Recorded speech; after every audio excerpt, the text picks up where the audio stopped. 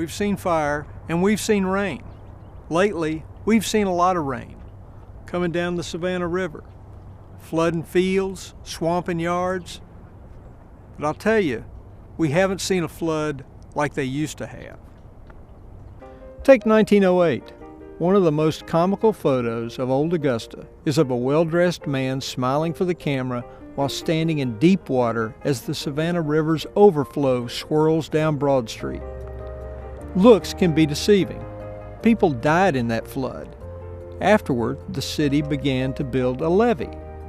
The Army Corps of Engineers had recommended as early as 1870 that a levee or dam be built to protect our town, but the idea wasn't taken seriously until the 1908 flood.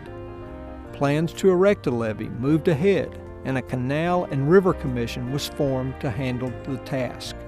For more than 2 centuries, Augusta has dealt with the frequent flooding of the state's largest river. In fact, more than 20 catastrophic floods surged through Augusta from the 1700s into the early 1900s. More than 80 years ago, Augusta faced its worst flood. If you go out to the Riverwalk's Augusta flood gauge at the 8th Street Walkway Gap and look up, you can see the 1929 high water mark. More than 100 city blocks were flooded as the river surged to an estimated 38 times its average flow. There was simply too much water. It breached barriers on the north and south sides. It came around and in effect was inside the levee, making downtown Augusta a giant retention pond. You didn't have to live in Augusta to be affected by the floods. Masters Tournament visitors of 1936 had ample reason to complain about the weather. Storms swept through Georgia that first week of April, soaking the course and dampening a second tournament championship for Horton Smith.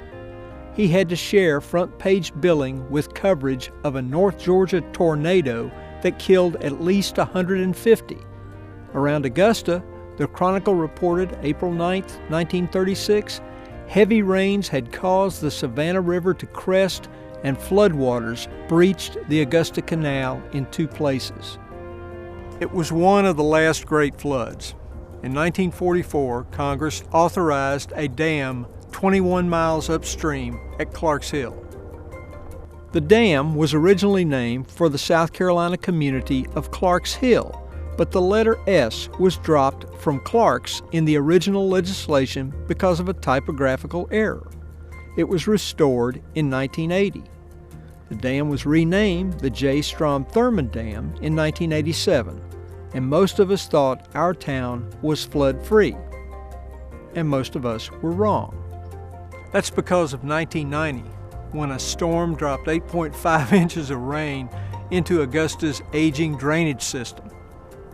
The Chronicle reported that 12 hours of pounding rains triggered flash floods throughout the Augusta area, killing at least 4 and forcing the evacuations of hundreds more.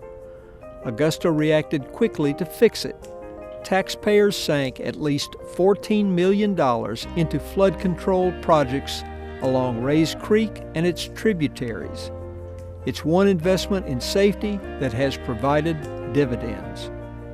Still, this is a pretty big river, and that's an awful lot of water, and we know it's going to rain again.